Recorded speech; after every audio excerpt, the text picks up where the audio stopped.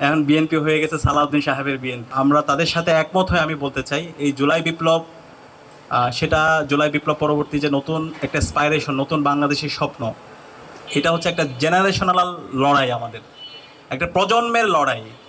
তো এই জুলাই বিপ্লব করেছে বাংলাদেশের ইয়াংরা, তরুণরা, যুবকরা। তো এই জেনারেশন কিন্তু আগামী 40 থেকে 50 বছর বাংলাদেশের রাজনীতিতে তারা থাকবে। জুলাই বিপ্লবে আপনারা দেখতে পেয়েছেন যারা প্ল্যাকার্ড হাতে দাঁড়িয়েছিল, স্কুলের শিক্ষার্থী, মাদ্রাসার শিক্ষার্থী, কলেজের শিক্ষার্থী, বিশ্ববিদ্যালয়ের শিক্ষার্থী। তো এই তরুণরা, এই জেনজিরা তো আগামী 40 থেকে 50 বছর তারা বাংলাদেশে থাকবে। তারা এখন দেখছে কারা বাংলাদেশের জাতির সাথে, শহীদদের সাথে, শহীদদের রক্তের সাথে কারা প্রতারণা করছে, কারা দ্বিচারিতামূলক আচরণ করছে, কারা গত 16 বছর এক ধরনের তারা ওপিনিয়ন দিয়েছে, এখন তারা ক্ষমতার স্বাদ গ্রহণ করার পরে, থ্রুট মেজরিটি পাওয়ার পরে তারা জাতির সাথে দ্বিচারিতা করছে। তো আজকে আমরা সবসময় বলি আমরা বিএনপির শুভাকাঙ্ক্ষী, আমরা বিএনপির শত্রু না।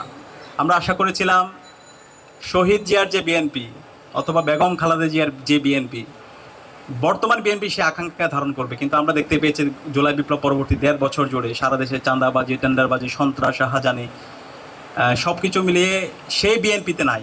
তারপর আমরা আশা করেছিলাম তারেক জিয়ার বিএনপি অবশ্যই সে আকাঙ্ক্ষাকে ধারণ করবে, কিন্তু আমরা এখন দেখতে পাচ্ছি বিএনপি তারেক জিয়ার হাতেও নাই। এই যে একটু আগে যে ছাত্রশক্তি সভাপতি বলল, এখন বিএনপি হয়ে গেছে সালাউদ্দিন সাহেবের বিএনপি।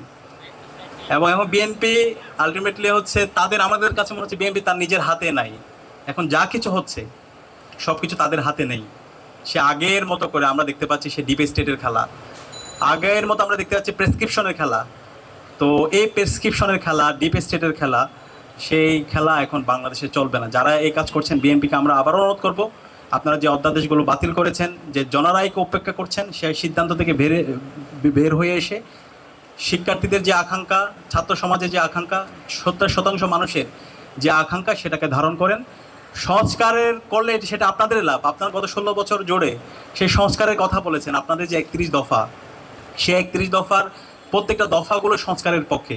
এবং গত 16 বছর জুড়ে আপনারা যে বক্তব্য দিয়েছেন, মির্জা ফখরুল থেকে শুরু করে প্রত্যেক নেতা, সেগুলো কিন্তু আপনারা সংস্কারের কথা বলেছেন, আপনারা মানবাধিকারের কথা বলেছেন, আপনারা গুমের বিরুদ্ধে কথা বলেছেন, আপনারা বিচারিক হত্যাকাণ্ডের বিরুদ্ধে কথা বলেছেন, আপনারা সাংবিধানিক যে প্রতিষ্ঠানগুলো আছে সেগুলোকে শক্তিশালী করার কথা বলেছেন, আপনারা এই যে সুপ্রিম কোর্ট, সচিবালয় এর কথা আপনারাই কিন্তু বলেছেন।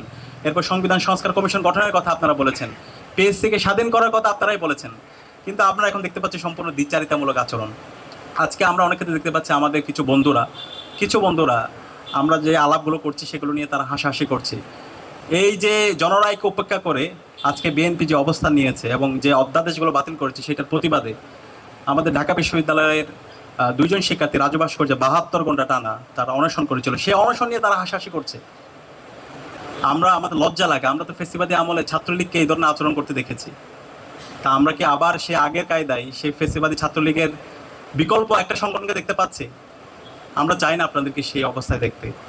এবং আপনাদের কাছে মনে হতে পারে এখানে আমরা কতিপয় লোক আছি, কিন্তু এই যে আলাপগুলো করছি, এই আলাপের সাথে আজকে বাংলাদেশের সর্বস্তরের নাগরিকদের একমত আছে।